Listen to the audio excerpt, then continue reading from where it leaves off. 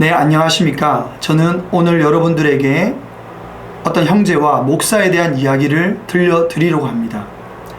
기존에 알고 있던 특정 교회와 연결 짓지 말고 이 상황 속에서 어느 것이 하나님 앞에 올바른 선택인가에 대해서 판단해 보시기를 바랍니다. 그 형제는 26살의 나이에 그 목사를 처음 만났습니다. 그리고 그곳에서 그 목사의 주선을 따라 한 자매와 교제하였고 결혼에 이르게 되었습니다. 그 교회가 하나님께서 그 시대 가운데 쓰시는 귀한 사역자이며 공동체라고 믿었기 때문에 시간과 재정 모든 것을 올인하였습니다. 그리고 그 목사가 청년들과 함께 공동체 생활을 시작하겠다고 할 때 그 형제의 가정은 결혼한 지 한 달여 만에 불신 부모의 반대를 무릅쓰고 전세 자금을 빼서 헌금을 하고 그 생활에 합류하였습니다. 그리고 그곳에서 그 형제는 3명의 아이를 낳고 키웠습니다. 그렇게 교회 생활을 하는 중에 여러 가지 목사와의 시각차가 있을 때마다 그 형제는 제자도의 원리는 자기 생각과 감정을 내려놓고 따르는 것이라고 믿었기 때문에 여러 가지 어려움들이 있을 때마다 그러한 반응을 선택했습니다. 그런 중에 그 형제는 교회 대안학교의 필요를 보았고 그 이후에 어떠한 생계에 대한 대책이 없었음에도 그 사역을 시작하게 되었습니다. 그리고 교회에서 페이를 받는 전임 사역자가 되었습니다. 그런데 그 형제에게 문제가 되는 한 가지 사건이 있었습니다. 여러 가지 시각차가 갖게 되는 그 근본적 원인이 무엇인가를 찾던 중 그 사건에 있다라는 생각을 하였습니다. 그것은 그 목사가 미국 대선에서 트럼프 대통령의 재임 당선을 확정하였지만 결과가 그렇게 나오지 않았을 때 전 성도들에게 바이든은 가짜 인물이며 선거는 조작되었고 트럼프 대통령은 돌아올 것이라고 공표하고 기도하게 만들었던 사건입니다. 그 주일날 그 형제는 넘지 말아야 할 선을 넘었다. 이것은 아니다 라는 느낌을 강하게 받게 되었습니다. 그러나 1년여 정도 고민하던 끝에 그 목사의 사모를 찾아가 말하게 되었습니다. 성도가 느끼는 생각을 자기 자녀들에게조차도 말할 수 없는 상황에 대해서, 왜냐하면 그 목사와 다른 의견을 가진다는 것 자체가 그 자녀들에게도 혼란을 줄 수 있기 때문에 그 형제는 고민하였던 것입니다. 이에 대해 그 사모는 그 형제의 부르심이 이 대안학교 사역이 아닐 수도 있다는 것과 그것은 진리의 문제가 아니기 때문에 선반에 올려놓아야 한다는 것이었습니다. 그리고 며칠 뒤에 그 형제는 목사로부터 대안학교 사역을 사임하라는 통보를 받게 됩니다. 그 형제는 이미 그 교회에서 하나님의 나라를 함께 세워갈 수 없는 상황이라고 한다면 교회도 옮기는 것이 맞다라는 판단을 하고 있었습니다. 이를 그 형제가 자매에게 이야기하였을 때 그 자매는 이혼을 하더라도 그 교회를 떠날 수 없다라고 의사를 밝혔습니다. 그리고 그 형제와 자매는 아이들에게 그 양육에 대한 선택권을 주자라고 합의를 하였습니다. 이 시점에서 그 목사는 형제를 불렀습니다.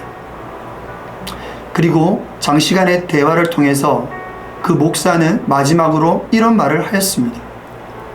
상황이 이러함에도 불구하고 네가 교회를 나가자고 한다면 너는 아내와 아이들을 두고 네 혼자 나가라고 했습니다. 그 형제는 그 말을 듣는 순간 17년간 전부라고 생각하고 믿고 따랐던 그 목사에 대한 배신감과 믿음이 완전히 닫혔습니다. 그리고 아이들은 그곳에서 나고 자랐기 때문에 엄마를 따라 그 교회에 남겠다고 선택하였습니다.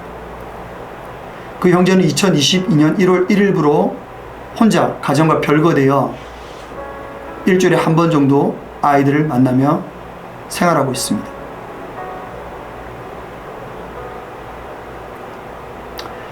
그 형제는 6개월 정도 정신적인 질환을 겪으며 하나님 앞에 무엇이 올바른 것인가에 대해서 찾고 물었지만 아무리 생각해도 자신이 틀린 것을 발견할 수 없었습니다. 그리고 6개월이 지나서 더 이상 혼자의 판단만으로 되어지지 않기 때문에 이단 관련 단체들을 찾아가 자문을 구하였습니다. 그들은 그 형제의 상황을 듣고 경악을 금치 못하였고 이단성이 매우 심각한 단체라는 답변을 일관되게 보여주었습니다. 그럼에도 그 형제는 이 시대가 워낙 목사와 교회에 대한 회의적인 입장을 많이 가지고 있기 때문에 정말 목사와 교회를 너무나 사랑하고 자기 모든 것을 바칠 수 있는 사람의 피드백을 받고 싶다는 생각을 하였습니다. 그래서 그 형제가 그 교회 사역에 있어서 대안학교 사역을 시작할 수 있었던 계기를 만들어 주었던 그 교회에 건축 설명회로 왔던 부산 세계로교회 윤창현 장로님을 방문하게 됩니다. 그리고 그 형제는 그분과의 만남에서 목숨을 걸고 가정을 지켜내어야 된다라는 답변을 받고 그동안 자신의 마음앓이에 대한 최종적인 결정을 하게 됩니다. 그 단체가 정말 이단성이 있는 것이 아니라 건강한 단체가 맞다라고 한다면 문제가 없겠지만 그 단체가 정말 하나님 앞에서 옳지 않은 단체라고 한다면 가정을 구출해 내어야 되겠다라고 결정을 하였습니다.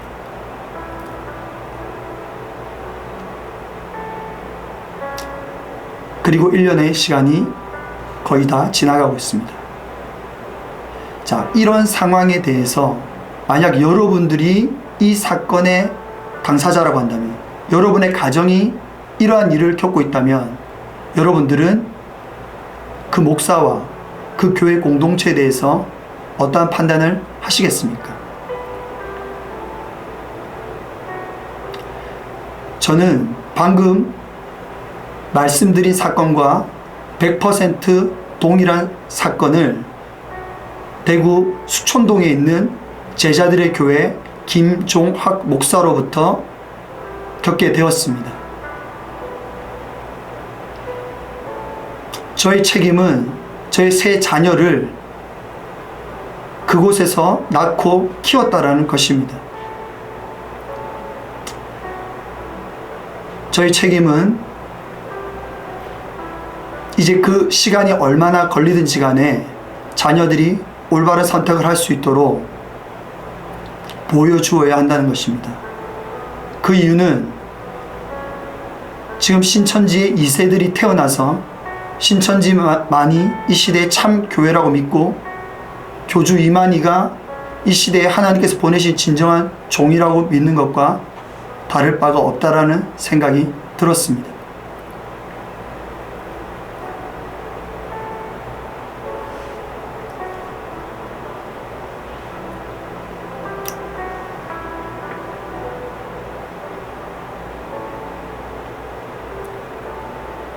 저는 이 일에 대해서 제자들의 교회에 속한 성도들의 공식적인 입장이 필요하다고 생각합니다.